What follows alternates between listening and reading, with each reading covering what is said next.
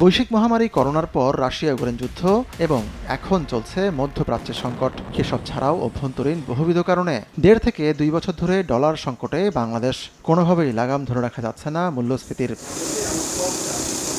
বলা হয়ে থাকে বাংলাদেশের মতো একটি দেশে 3 মাসের আমদানি ব্যয় সামাল দিতে অন্তত 15 বিলিয়ন মার্কিন ডলার রিজার্ভ থাকা উচিত, কিন্তু গণমাধ্যমের সংবাদ বলছে এই মুহূর্তে বাংলাদেশের রিজার্ভ 13 বিলিয়নের সামান্য কিছু বেশি। কেন্দ্রীয় ব্যাংকের রিজার্ভ, ডলার সংকট আর মূল্যস্ফীতি সংবাদের শিরোনাম হচ্ছে মাঝে মাঝেই।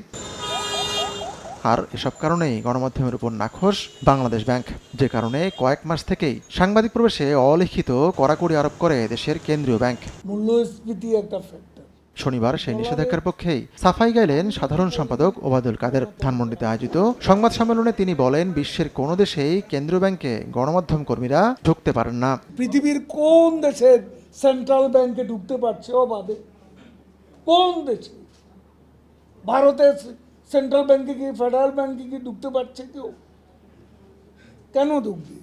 সব ওয়েবসাইটে আছে, আপনার জানবার বিষয়। আপনি ভিতরে ঢুকবেন কেন? গভর্নরকে জিজ্ঞেস করুন যে কি কারণে এটা এই পর্যায়ে আসলো।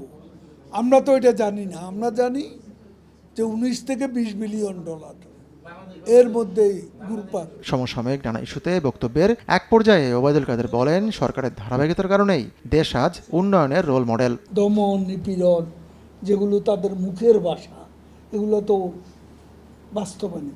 আমি যদি বলি গণতন্ত্রে আমরা অনেক দেশের তুলনায় সারপ্লাসে আছি। নিত্যপণ্যের দাম ওঠানামা করবে এমন দাবির পাশাপাশি ওবায়দুল কাদেরের মতে ডলারের মূল্য 7 টাকা বৃদ্ধিও খুবই স্বাভাবিক। এই 60 টাকা বৃদ্ধি করা হয়েছে, এটা অন্য কোনো উদ্দেশ্য না। এতে যে খুব একটা প্রভাব পড়বে তা নয়। হাতিকুর রহমান তামাল, সময় সংবাদ, ঢাকা।